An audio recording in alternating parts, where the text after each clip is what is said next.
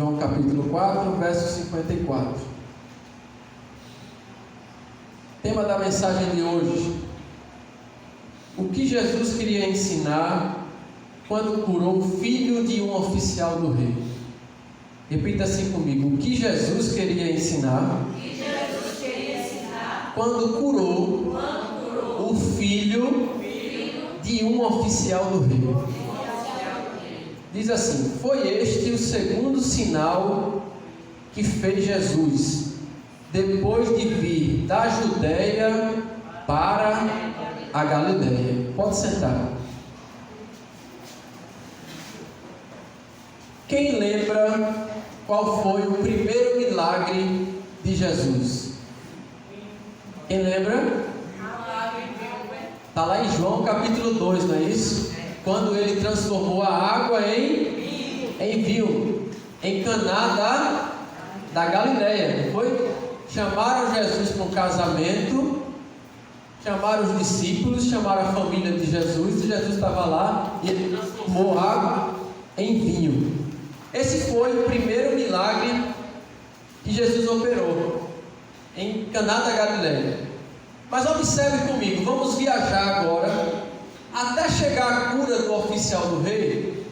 Vamos caminhar no trajeto que Jesus fez até chegar em Caná da Galiléia, certo? O texto que lemos fala que este foi o segundo, né?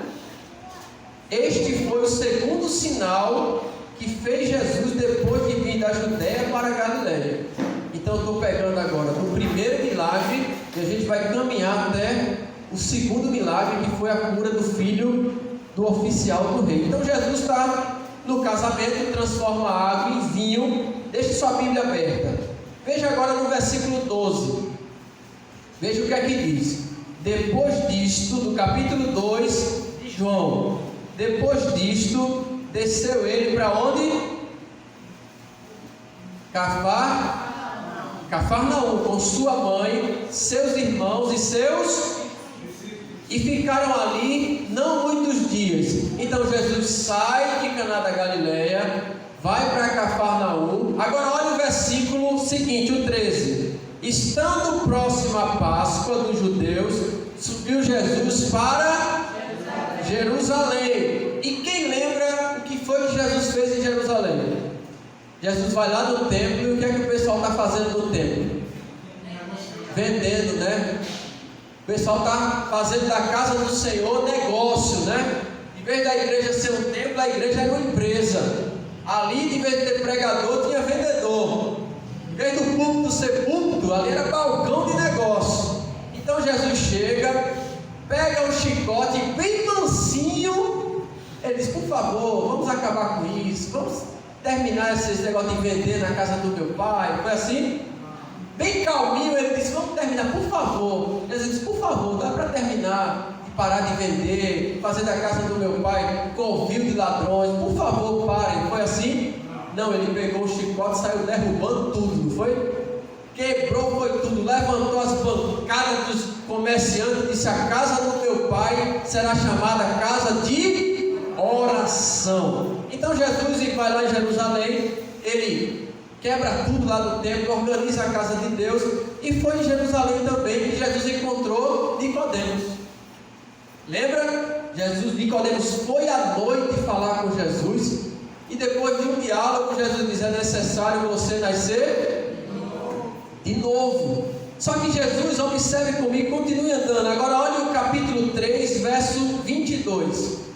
Vai caminhando, estamos caminhando em direção à cura do filho do oficial. Depois disto, foi Jesus com seus discípulos para a terra da Judéia. Ali permaneceu com eles e batizava. Então Jesus vai para a Judéia e lá ele está com João Batista. João Batista começa a batizar o povo. Só que a palavra vai dizer que Jesus, depois de... olha o capítulo 4. Jesus está na Judéia. Olha o versículo 3. Deixou a Judéia, retirando-se outra vez para a Galileia. Só que no meio do trajeto entre Judeia e Galileia tem Samaria. E o versículo 4, Jesus diz assim, a palavra diz assim: e era-lhe necessário atravessar a província de Samaria. Então Jesus está na Judeia, vai para Galileia, só que no meio ele para em Samaria e tem aquele diálogo com aquela mulher em frente ao tanque de Jacó. Quem lembra que Jesus diz: ó, vem a hora, e agora em que os verdadeiros adoradores adorarão o Pai em espírito e em verdade, porque são estes que o Pai procura. Então Jesus tem aquele diálogo com a mulher samaritana, e a palavra vai dizer, olha agora o capítulo 4, verso 43. Jesus está onde? Em Samaria. E ele está caminhando para Galileia. Só que quando ele está em Samaria, ele vai para Nazaré, que é o local onde ele nasceu. E a Bíblia vai dizer, versículo 43, passado quantos dias? 2 dias, partiu dali para Galileia, porque o mesmo Jesus testemunhou que um profeta não tem honras na sua própria terra. Aonde Jesus está, Éder? Em Nazaré. Jesus sai de Samaria, vai para Nazaré, e Mateus 13, 57 e 58 vai dizer que Jesus não pode operar ali em Nazaré muitos milagres por causa da incredulidade deles.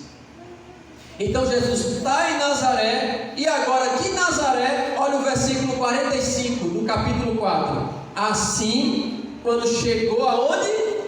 Na Galileia, os galileus o receberam, porque viram todas as coisas que ele fizera em Jerusalém, por ocasião da festa, a qual eles também tinham comparecido.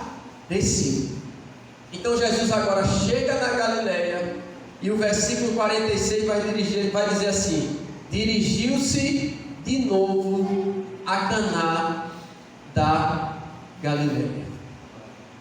Então Jesus chega agora, pela segunda vez, ele está no mesmo lugar a qual ele tinha transformado água em vinho.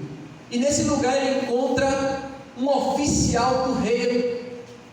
Lembra daquele oficial que, quando foi enganado pelos reis magos, os reis magos enganaram Herodes? Lembra de Herodes, que mandou matar todas as crianças de 2 anos para baixo, tanto de Belém como de todas as cidades circunvizinhas?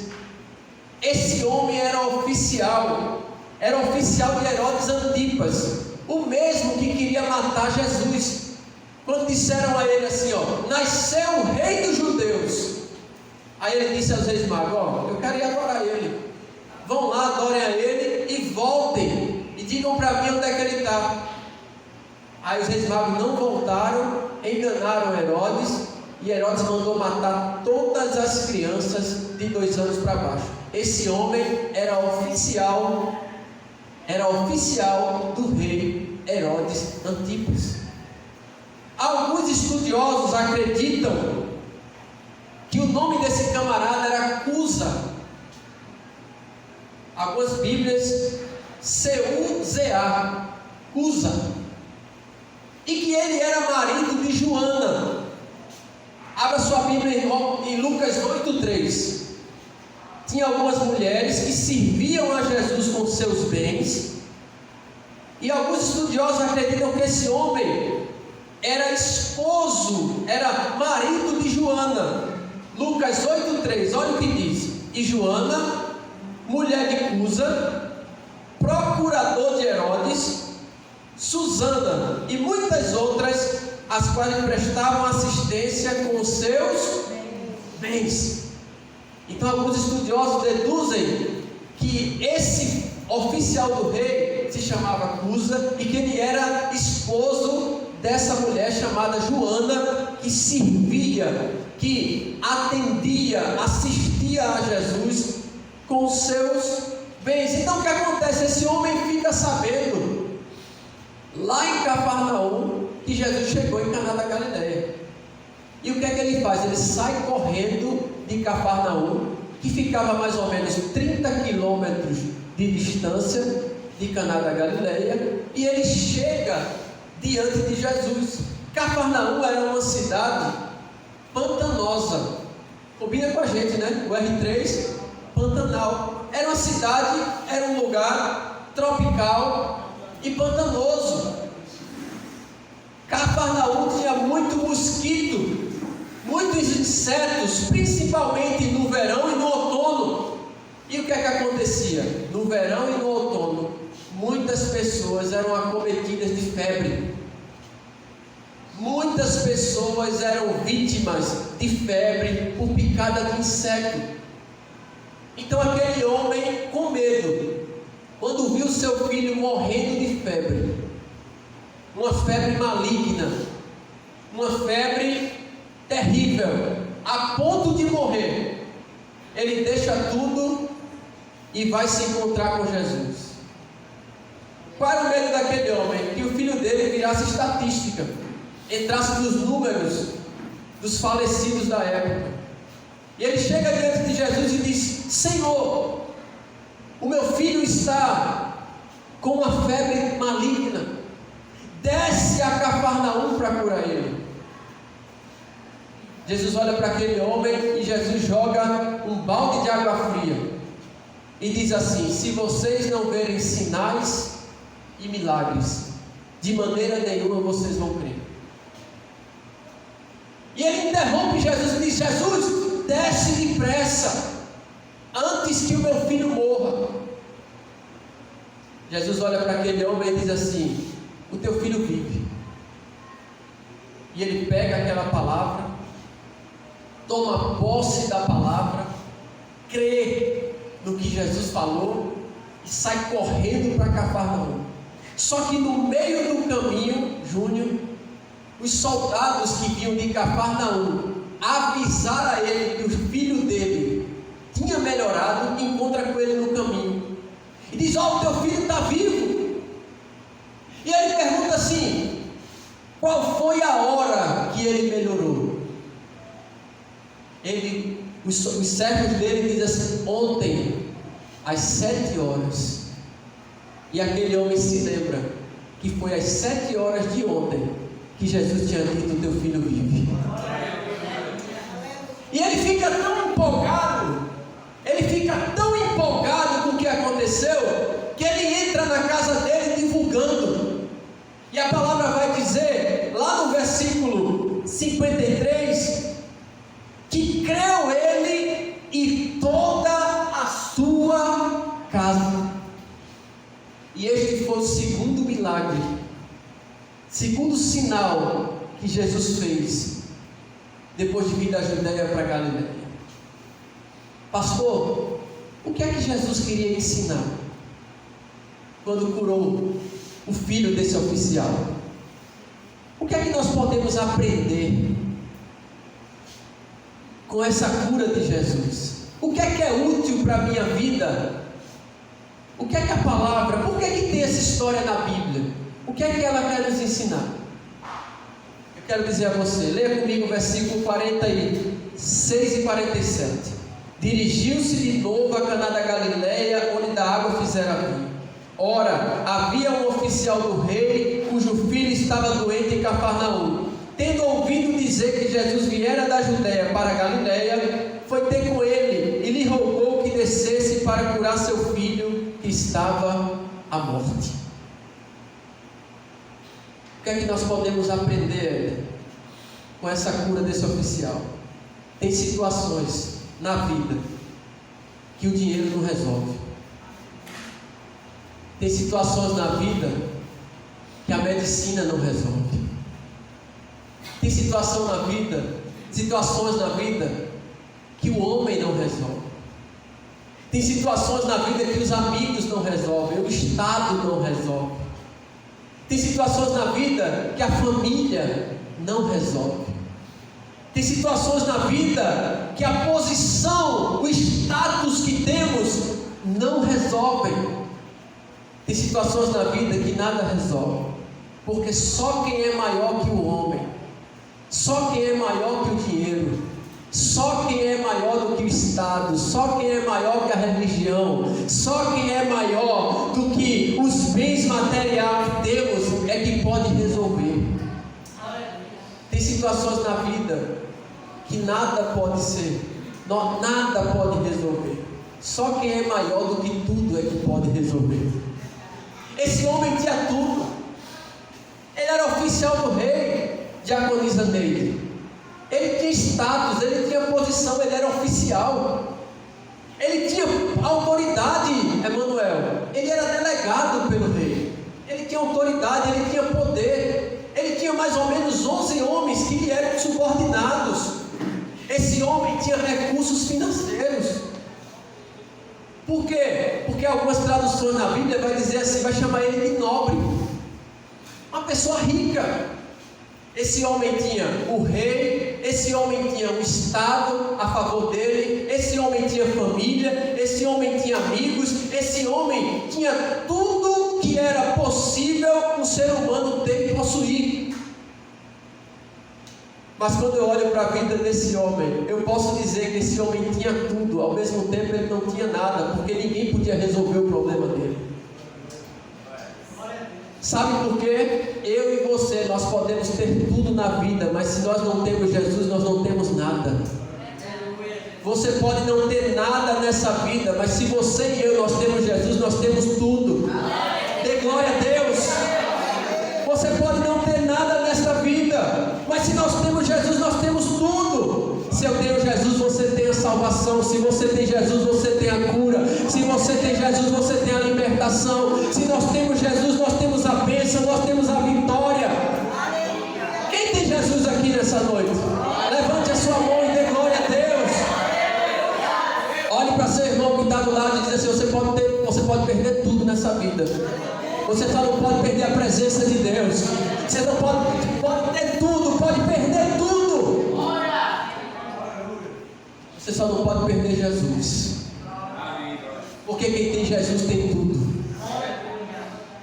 Quem tem Jesus tem tudo. Ó, presta atenção nisso aqui. Com dinheiro você pode comprar a melhor cama possível.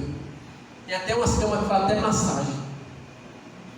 Tem umas que passam na rádio Maranata aí, que é 1.000 e lá vai o trem. É mais, né? Não sei quantas parcelas. Diz que você pode fazer massagem e as pessoas dão testemunho. Minha vida mudou depois que comprei essa cama. Tudo que é uma maravilha. Com dinheiro você pode comprar a melhor cama, mas só Jesus é que pode te dar uma boa noite de sono. Com dinheiro, Júnior, a gente pode comprar a melhor casa possível. Mas um lar com paz e harmonia, só quem pode dar é Jesus. Estou sentindo ele aqui. Com Jesus a gente pode frequentar os melhores restaurantes e comer as melhores comidas. Mas só Jesus aqui pode saciar a nossa alma. Só Ele. Com Jesus, eu e você, nós podemos estar rodeados de bajuladores. Sem Jesus, o dinheiro pode fazer com que estejamos rodeados de pessoas falsas, que não nos valorizam pelo que somos, mas nos valorizam pelo que temos. Com o dinheiro nós podemos estar rodeados de bajuladores, interesseiros, mas só Jesus é que pode colocar verdadeiros amigos na nossa vida. Tem momentos na vida minha que a necessidade de ter Jesus é maior do que tudo que temos, é maior do que tudo que possuímos, é maior do que tudo que podemos fazer. A necessidade de ir ao encontro de Jesus, a necessidade de estar perto de Jesus, a necessidade de se aproximar de Jesus é maior do que tudo. Tem momentos na vida que nada que podemos fazer é mais importante do que se aproximar de Jesus. Porque nem tudo na vida se resolve com coisas aqui da terra. Tem situações na nossa vida que só Jesus pode resolver. Só Jesus tem a solução. Só Jesus tem a saída. É por isso que nós temos que apegar e ligar a nossa esperança nele. A nossa segurança está nele. A nossa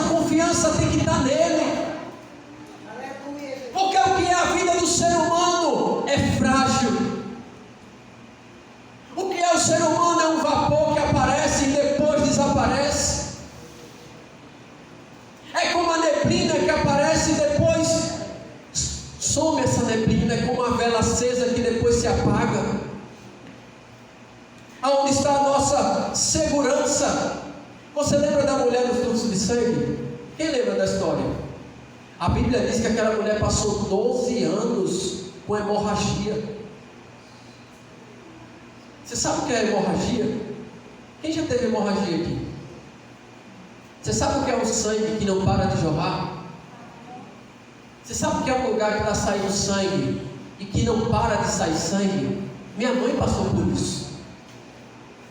Minha mãe, ela teve mioma. Depois que ela foi diagnosticada com mioma, foi depois de muito tempo que ela passou perdendo sangue, sem saber o que era. Aquela mulher passou 12 anos. E sabe o que a Bíblia diz? Que ela gastou as reservas que ela tinha, todos os dinheiro que ela tinha, todos os investimentos que ela tinha, ela gastou com os médicos. Ela gastou com os médicos, comprando remédio. E sabe o que a Bíblia diz? Indo de mal a pior. Todo o investimento que ela tinha na medicina, todo o investimento que ela tinha nas consultas, todo o investimento que ela tinha nos médicos, a Bíblia diz, a situação dela ia de mal a pior. Sabe por quê? Porque tem situações na vida que tentar resolver sem Jesus só piora.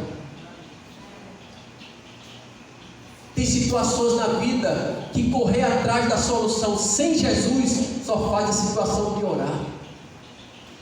É por isso que eu e você, quando for resolver os problemas da vida, a gente tem que chamar Jesus. Olhe para seu irmão e diga: você quer a solução do seu problema? Então vai chamar Jesus. Convida Jesus, vai atrás dele. Antes de procurar o médico, procura Jesus.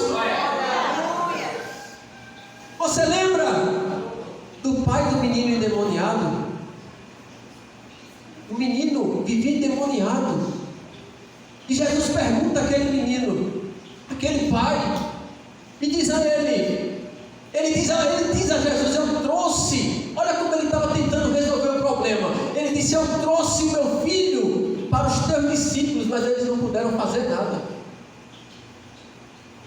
Olha, o pai desesperado, querendo uma solução, encontra os discípulos, leva o filho dele endemoniado e diz a Jesus: Jesus, eu trouxe.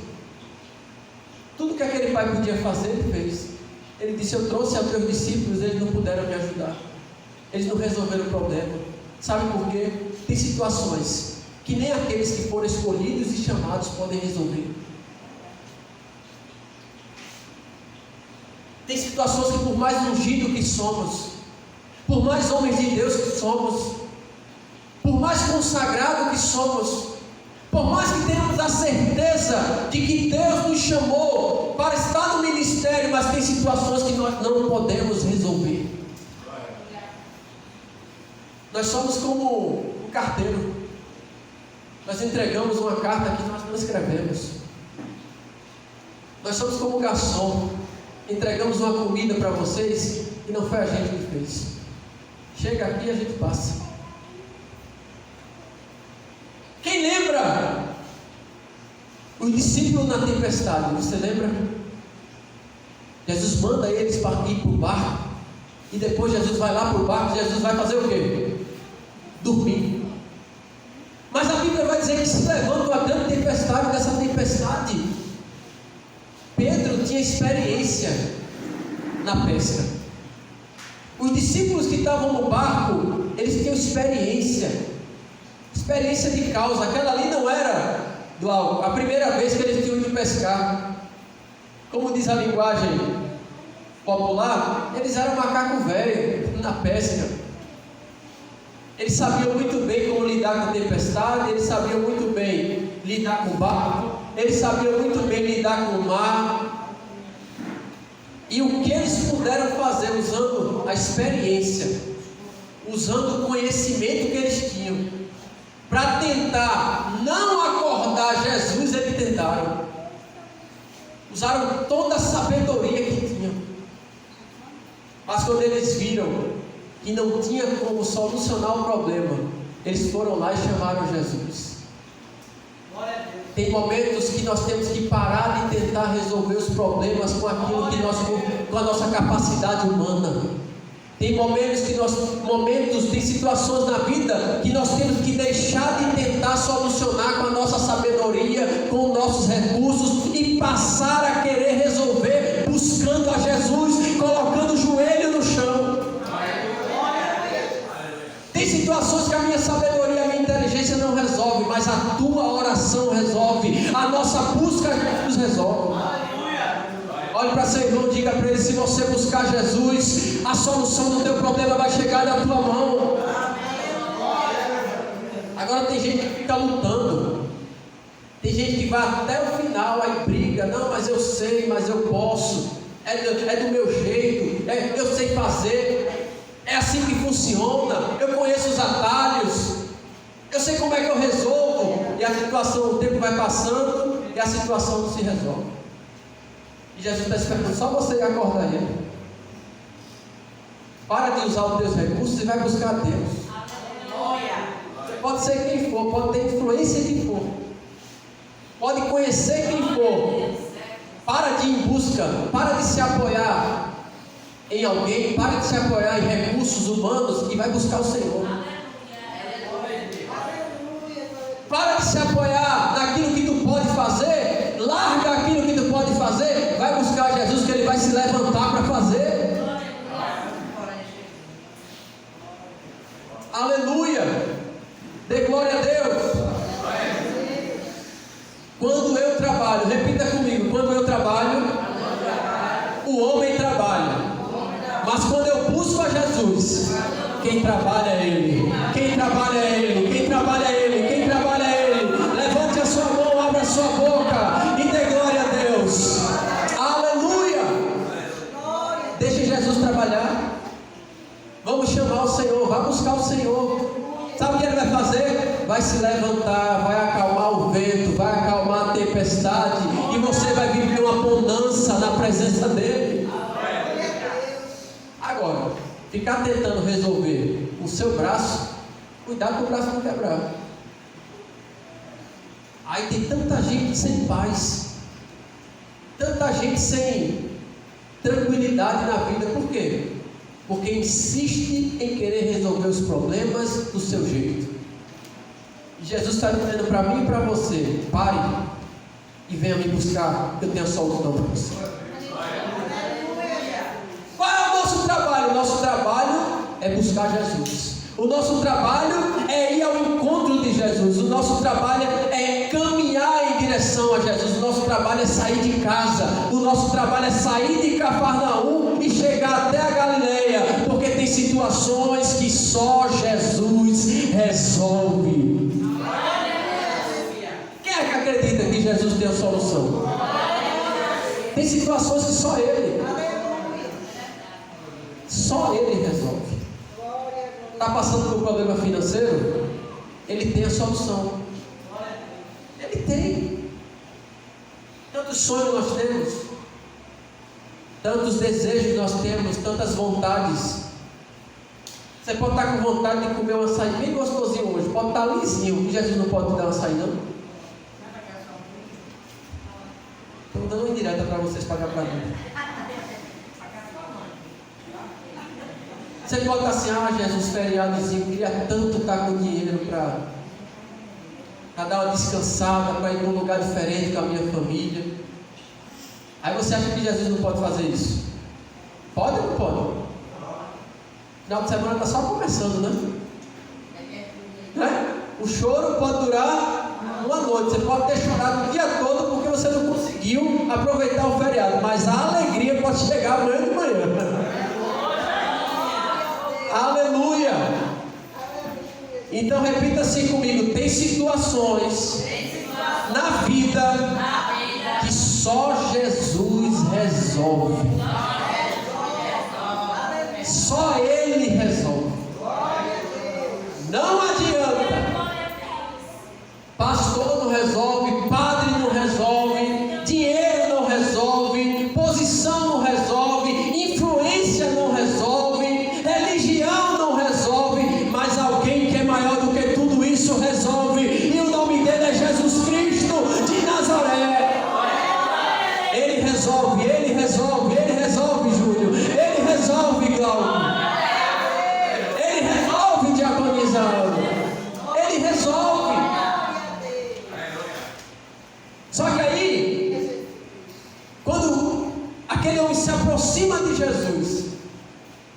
Aí o verso 48 vai dizer assim: então Jesus disse: se porventura não virdes sinais e prodígios, de modo nenhum crereis.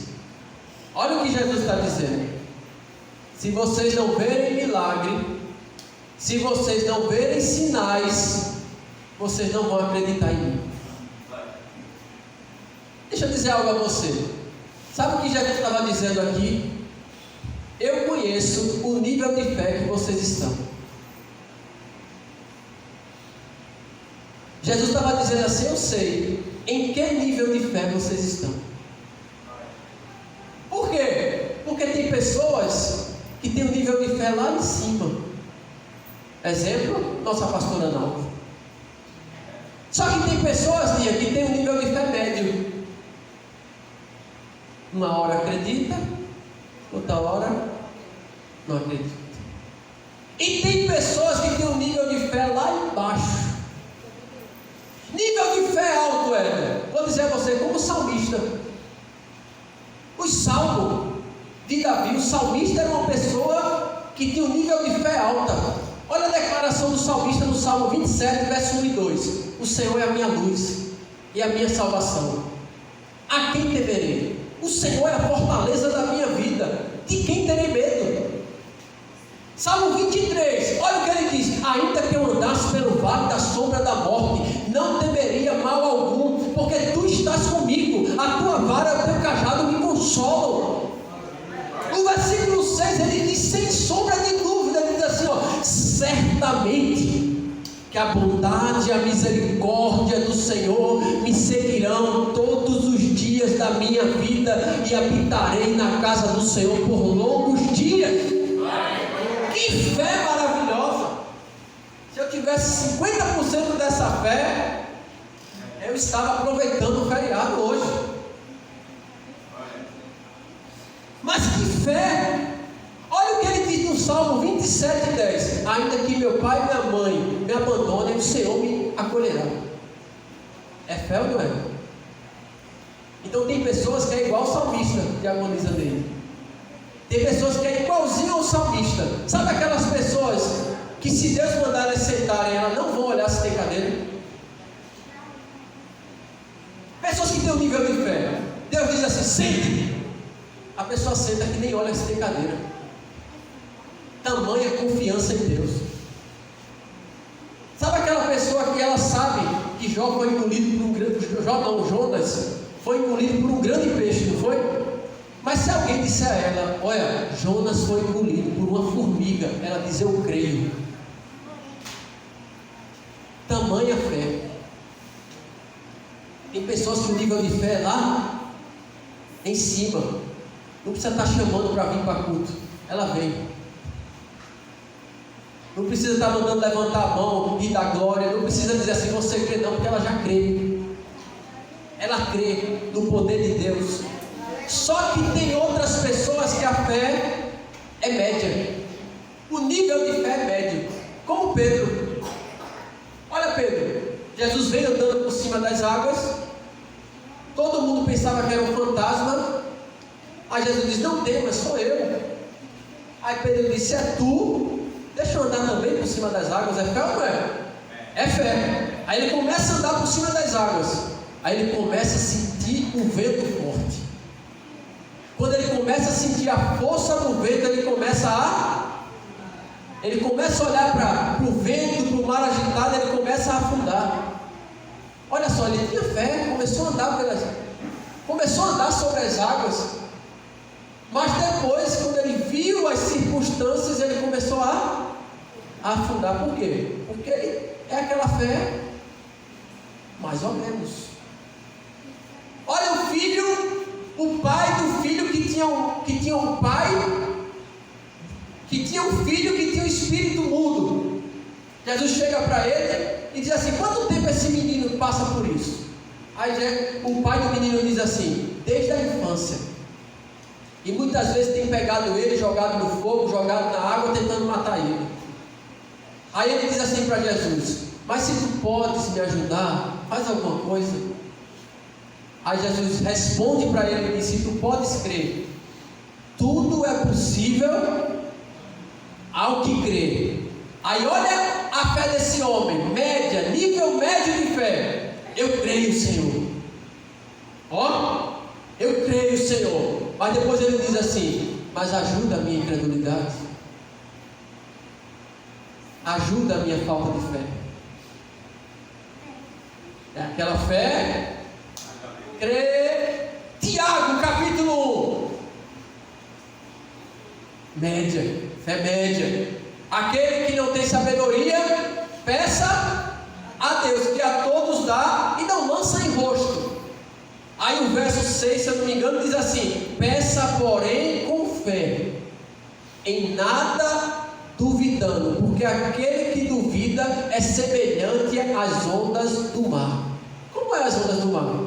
Vem e volta. Eu creio, a onda do mar vem. Eu creio, vou para o culto de oração na sexta, aleluia, eu creio. Aí volta. Vou não para o culto domingo não. Vou mais não, já fui na sexta, vou mais não. É aquela fé. E o texto vai dizer assim: não pense em tal homem que receberá do Senhor alguma bênção. Homem de ânimo doble. Ânimo doble, sabe o que é? Uma hora crê, uma hora não crê, outra hora está animado, outra está desanimado. Não pense que receberá do Senhor alguma bênção. Homem de ânimo doble, inconstante em todos os seus caminhos. É aquela fé. Mas quando eu olho para esse texto aqui, sabe o que Jesus está dizendo? Vocês estão com a fé com nível lá embaixo. Por quê? Porque vocês só creem se vê sinal. Se tiver sinal, vocês vão acreditar em mim. Mas se não tiver, vocês não vão acreditar. Esse é o nível de fé, Júnior, mais baixo possível. Quem lembra de Tomé? Olha o nível de fé baixo. Jesus ressuscita, João capítulo 20. Aparece para os discípulos, mas Tomé não está. Aí os discípulos vão para Tomé e dizem: ó, a gente viu ele. Ele ressuscitou, a gente viu ele. Ele esteve aqui no nosso culto. Ele marchou. Jesus é pentecostal, ele veio aqui e fez um movimento. Na minha linguagem. Está na Bíblia não, vai procurar esse nome. Jesus esteve aqui. Aí Tomé disse assim: se eu não tocar na mão dele, e se eu não tocar nas costelas dele, de modo nenhum eu vou crer.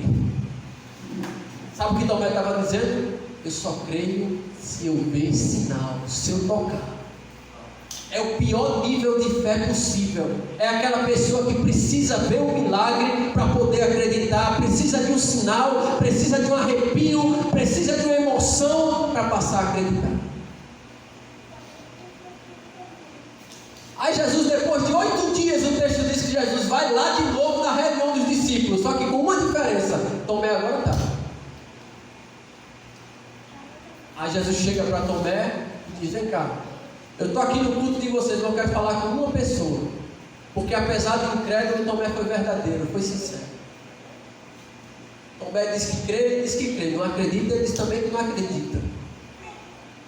Ele não foi influenciado para a maioria dizer que acreditava numa coisa que ele não estava acreditando, só porque a maioria estava dizendo que acreditava.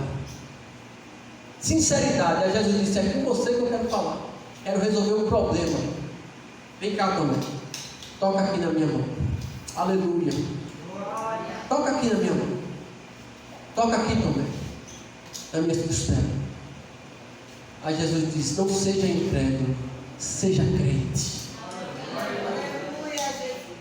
Porque viste, creste. Antes, bem-aventurados são aqueles que não viram, mas creram.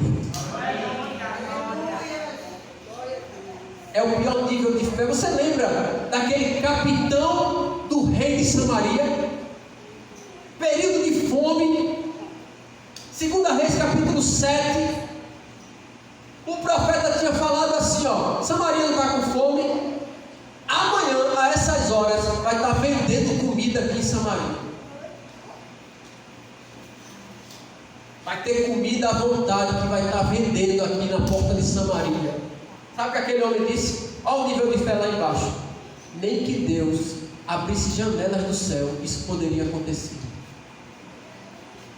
Sabe que o profeta olhou para ele e disse assim: ó, você vai ver, mas você não vai comer. Deus faz assim com quem é incrédulo.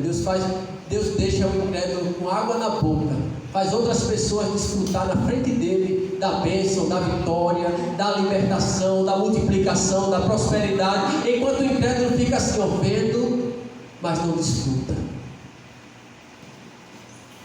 Aí o rei inventou, os 4 leprosos, foi lá no meio do exército da Síria, dos Círios, e viu que eles tinham corrido. Deus fez um reboliço e eles correram e deixaram todas as comidas, ouro, prata, lá no arraial dos Círios. Os 4 leprosos voltam e dizem: ó, tem comida à vontade lá nos Círios. Só que quem está na porta de Samaria? O capitão. E quando o povo, que já estava alguns dias com fome, começa a correr para comer aonde estava o exército sírio, esse capitão é atropelado pelo povo. E se cumpriu a palavra do profeta. Sabe por quê? Porque tem gente, querido, que só acredita quando tem sinal. Um culto assim feito esse, às vezes as pessoas não acreditam que Deus está aqui. Tem pessoas que precisam de algo mais para saber que Deus está no lugar. Sabe o que é evangelho? Evangelho não é emoção. Evangelho não é sentimento. Evangelho não é você sentir. Evangelho é eu e você saber. Eu não preciso sentir que Deus está aqui. Eu sei que Ele está aqui e isso é suficiente. Eu sei. Isso já faz de mim. Isso já me motiva para estar no culto. Isso já me motiva para vir adorar.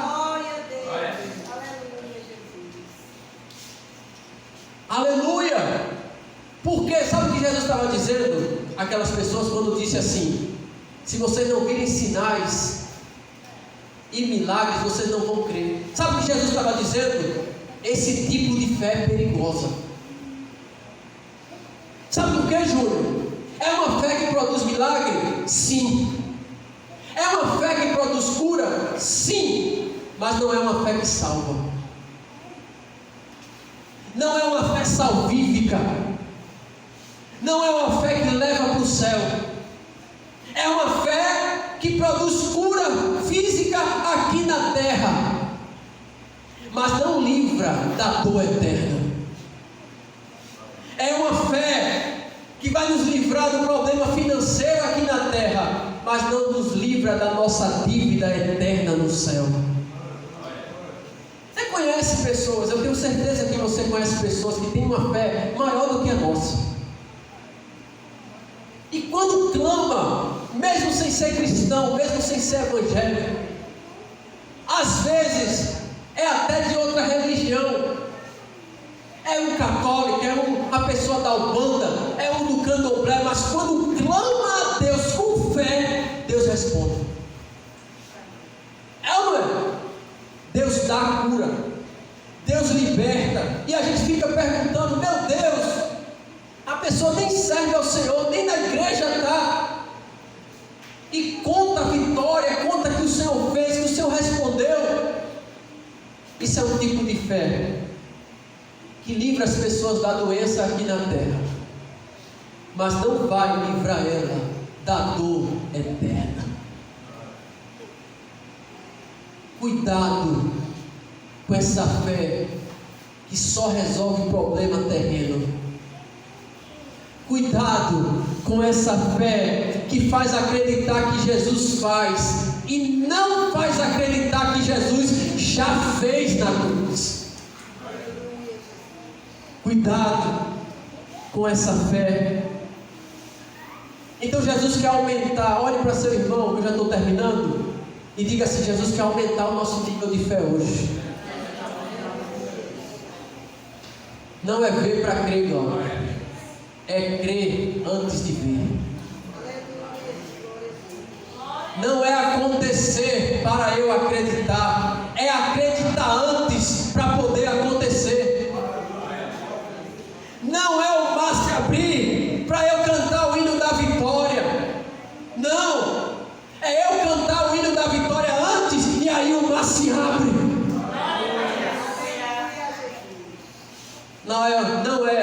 as muralhas cair e eu marchar. Depois que a muralha cai, todo mundo marcha. Até o incrédulo marcha. Não é a muralha cair para eu marchar. É eu marchar antes da muralha cair. E ela, depois que eu marchar, ela cai. Diga glória a Deus. Não é as cadeias se abrir para eu começar a adorar. Não. Você começa a adorar e as cadeias começam a cair. Isso é a verdadeira fé. Não é Jesus ir na nossa casa para o milagre acontecer, não. Jesus não precisa ir na sua casa para o milagre acontecer, porque basta só uma palavra, porque uma palavra dele é a presença dele. Enquanto a palavra dele é pregada aqui, enquanto as verdades dele é exposta aqui, ele vai fazendo milagre na tua casa, no teu trabalho, na tua família, no teu filho. A palavra dele é suficiente. Ele não precisa ir para a minha casa para operar milagre. A palavra dele vai lá na minha casa e faz o que tem que fazer. Não é Jesus, desce logo antes que meu filho morra. Não é. Porque Jesus sempre chega antes. Ele é o Deus da antecipação. Antes de você querer resolver o problema, ele chega antes. Ele diz: ainda antes que houvesse dia, eu sou, e não há ninguém que possa fazer escapar das minhas mãos. Operando eu, quem impedirá? Ele é o Deus da antecipação, ele chega antes. Olha o que ele disse: ainda antes que clamem, eu responderei. Estando eles ainda falando, eu os ouvirei. Ele chega antes. Ele chega antes. Olha o que ele disse a Jeremias: antes que eu te formasse, eu te conheci, e antes que saísse da madre, eu te consagrei. Ele chega antes. Ele é o Deus que chega antes. Olha o que ele diz: ainda a palavra não chegou na minha boca, e tu já sabe. Olha o que o salmista disse: antes da palavra chegar na minha boca, o Senhor já sabe. Deus já sabe o que tem no teu coração. Deus já sabe o que você veio buscar aqui nessa noite. Deus já sabe o que você está clamando a Ele aí na tua mente, o que está se passando dentro da tua casa. O que aconteceu com o pecado quando Deus criou o mundo? A Bíblia fala lá em Efésios que o Cordeiro foi morto antes da fundação do mundo. Olha só, antes da fundação do mundo, Efésios vai dizer que o Cordeiro foi morto antes da fundação do mundo. O pecado nem existia, e Jesus já tinha providenciado o Cordeiro. Sabe o que é que Jesus está me dizendo aqui? Antes do problema chegar na humanidade, ele já tinha solução. Antes do pecado surgir na terra, Deus já tinha providenciado a solução do pecado. E é assim na minha e na tua vida. Antes do problema surgir, Ele já tem a solução. Quem é que acredita nisso? Levante a mão e adore a Deus. Abre a sua boca aí. Adore a Deus. Aleluia. E eu vou terminar agora. Versículo 53. Olha o que diz: com isto reconheceu o Pai ser aquela precisamente a hora em que Jesus lhe dissera: teu filho vive. E creu ele e toda a sua casa. Glória a Deus. Vou dizer algo pesado aqui para você. Tem situações que Deus permite um da casa sofrer para salvar toda a família.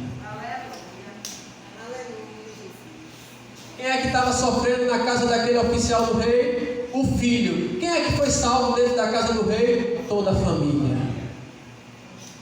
Quem está passando dificuldade aqui dentro da sua casa? Tem? Tem pessoas que estão passando dificuldades na sua casa. Eu não sei qual é a dificuldade que você está passando dentro da sua casa. Mas eu quero te dizer que essa dificuldade não é para a morte.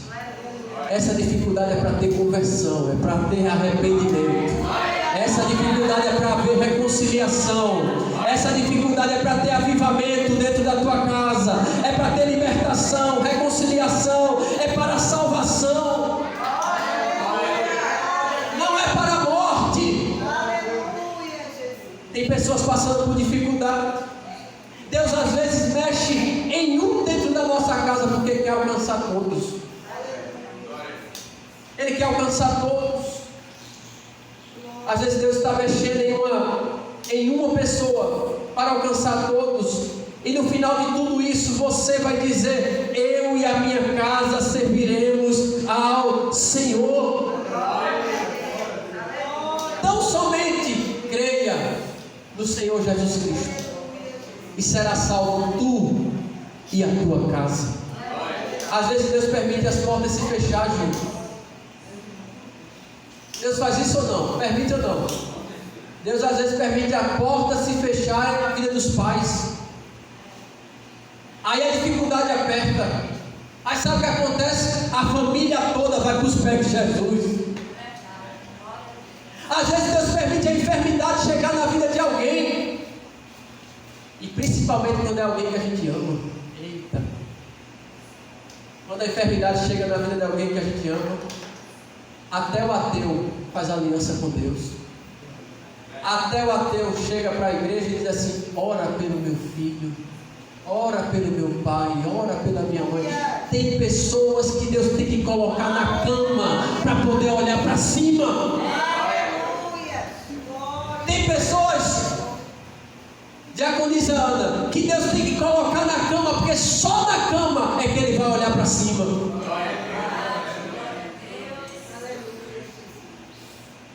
Eu estou sentindo Deus aqui. Diante da enfermidade em alguém que amamos, até o ateu faz aliança com Deus. Ele disse: se o Senhor curar meu filho, eu vou te servir. Quantas pessoas nós conhecemos que não queria saber nada com Deus, não queria ter negócio com Deus, era ateu, criticava a igreja, falava mal de pastor, foi bater a enfermidade, começou a buscar a Jesus, e Deus transformou o ateu em adorador, Deus transformou o ateu em teólogo, e transformou o escarnecedor em pregador.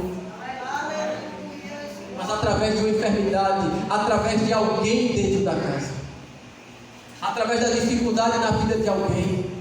Deixa eu te dizer nessa noite, eu não sei qual é a situação que você está passando dentro da tua casa, mas vai haver salvação.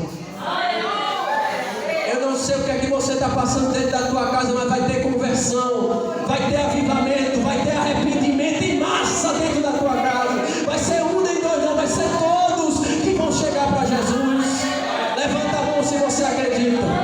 Levanta a mão, Deus vai salvar teu pai, Deus vai salvar teu filho, Deus vai salvar tua mãe, Deus vai salvar teu sobrinho, Deus vai salvar tua tia, teu tio. Aleluia! Levante a mão, eu estou sentindo que Deus está aqui. Oh, glória! Aleluia! Não se preocupe se Deus está complicando a situação dentro da tua casa, porque Deus complica, descomplica e depois explica porque está complicando. Aí depois você vai estar entrando aqui na igreja, você, sua família, seus filhos, e vai dizer feito Josué disse: quem quiser servir a Baal, que sirva. Eu e a minha casa vamos servir ao Senhor. Aleluia! Glória a Deus. Vamos ficar em pé. Tem situações que Deus está permitindo alguém da casa sofrer, porque Deus quer transformar incrédulo em crente. Deus quer transformar coração de pedra em coração de carne. Deus quer fazer do escarnecedor um pregador. Deus quer fazer do perseguidor um pastor.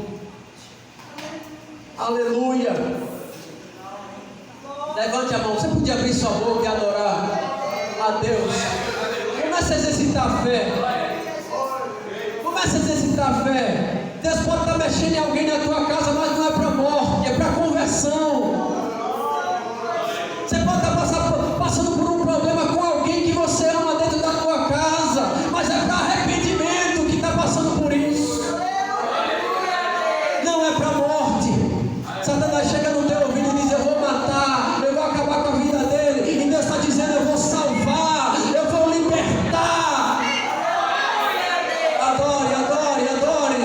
Adore a Jesus, vai ter salvação.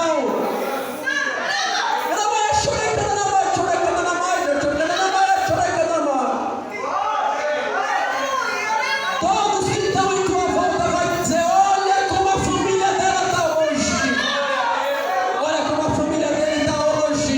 Olha quem era fulano. Olha por onde fulano andava. E olha para onde ele está indo agora com a Bíblia na mão.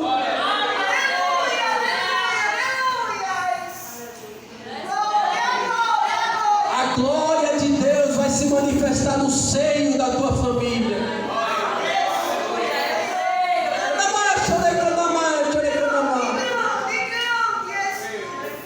Que Deus poderoso, que presença eu estou sentindo aqui.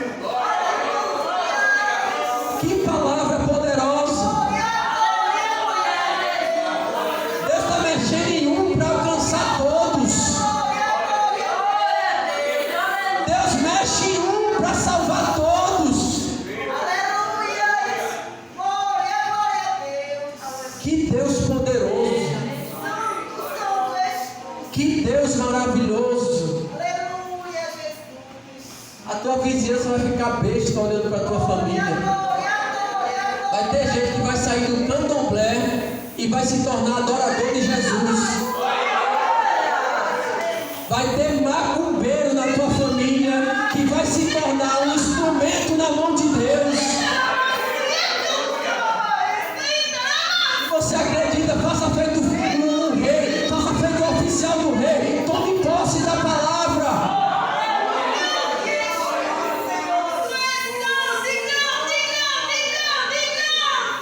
Vai ter ateu que vai ser usado por Deus, vai virar crente pentecostal. Olha que mudança. Um ateu vai se tornar crente pentecostal, vai marchar, vai falar em línguas, vai ter dons espirituais. Agora deixa eu dizer algo a você. Quando Deus começar a mexer, deixe Deus fazer do jeito dele. Não queira tirar da prova quem Deus está colocando. Às vezes Deus está trabalhando na vida de alguém, a gente não quer que alguém sofra, que a gente ama. E Deus está tratando e a gente quer dar remédio. Deus quer provar e a gente quer tirar da prova. Deixe Deus fazer. Deixe Deus trabalhar. Deixe Deus tratar no coração do homem. Tem pessoas que eram tão bravas. Deus está falando aqui no meu coração. Pessoas que eram tão bravas dentro de casa, vai se tornar mansa. Era bravo. Sabe o seu Lunga? Mal-humorado. Aquelas pessoas que tratam a mulher como se fosse um bicho, uma empregada. Deus está dizendo: vai se tornar mansinho, porque o Espírito Santo vai transformar o coração de pedra em coração de carne. Que Deus poderoso! Que Deus grande! Abre a boca para adorar esse Deus. Ele é Deus do céu, Ele é Deus da terra, Ele é Deus que cura, Ele é Deus que liberta, Ele é Deus que transforma, Ele é Deus que batiza.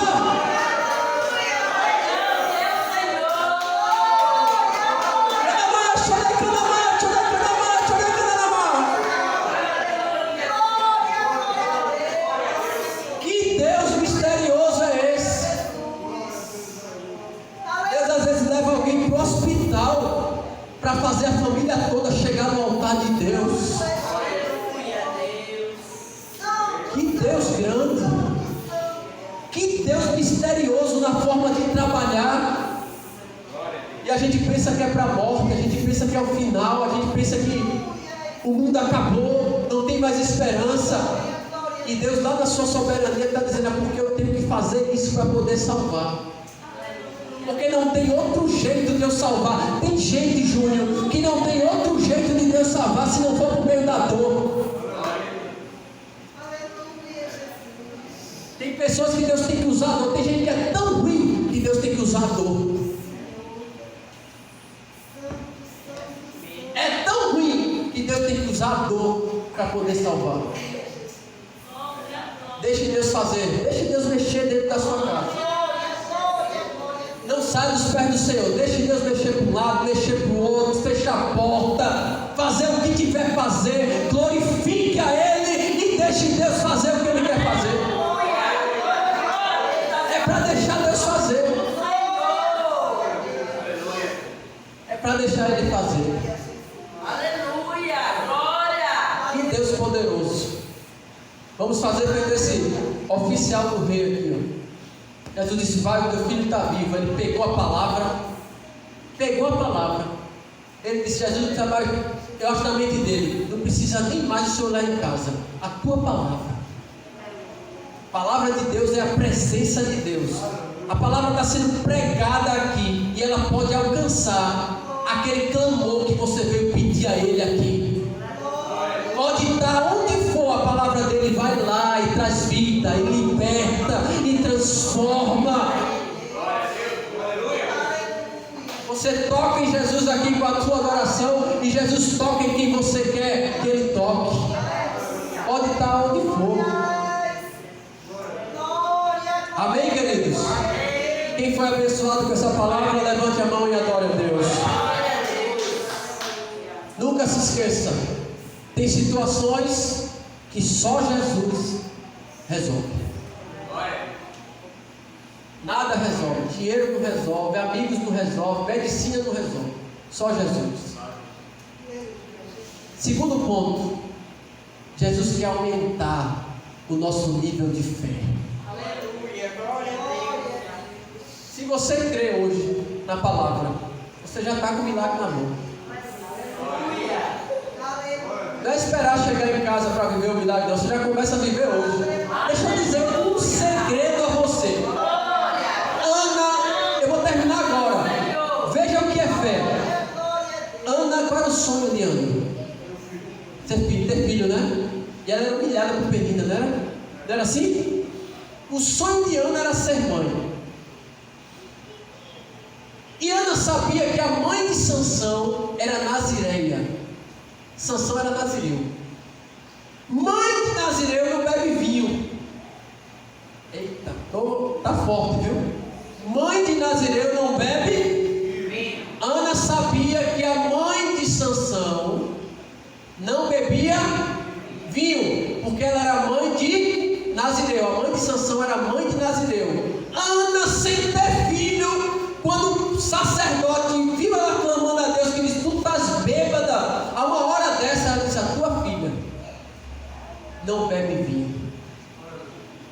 A tua filha está clamando ao Senhor. Tua filha não bebe vinho. Ana, antes de ter filho, já se comportava como mãe de Nazireu. Ela nem filho tinha, ela já não bebia vinho como se fosse mãe de Nazireu. É o segredo da fé. Você não está vivendo aquilo que você sonha, mas começa a se comportar como se estivesse vivendo. O quê? Está pensando em trocar de casa? Já vai começando a comprar as coisas da casa que você quer ir. Isso é fé. Isso é fé, querido. Começa a se comportar como se estivesse vivendo um milagre que não aconteceu ainda. Está pensando em quê? Em viajar para não sei aonde, tirar umas férias boas. Já começa a colocar a data lá, ó. Quero ir aqui nessa data. Já começa a comprar passagem. Já começa a fazer tudo que tem que fazer. Isso é fé. Amém? Curva a cabeça, vamos orar. Senhor Deus, a tua palavra foi pregada, a tua palavra foi ministrada. Eu quero te pedir uma bênção especial para aqueles que estão aqui, que essa palavra seja cumprida, que essa palavra seja vivida em nossas vidas. Em nome de Jesus, aumenta o nosso nível de fé. Coloca no nosso coração a certeza de que Tu tens a solução para tudo. Tu és maior do que tudo.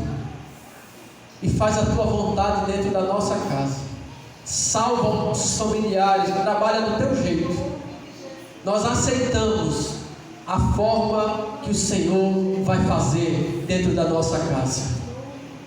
Em nome de Jesus, que Deus nos abençoe, que a graça do Senhor, o amor de Deus, o nosso eterno Pai, a comunhão, o poder e as consolações do Espírito Santo estejam presentes na nossa vida, desde agora e para sempre. Aplauda o Senhor Jesus, em nome de Jesus. Que Deus abençoe.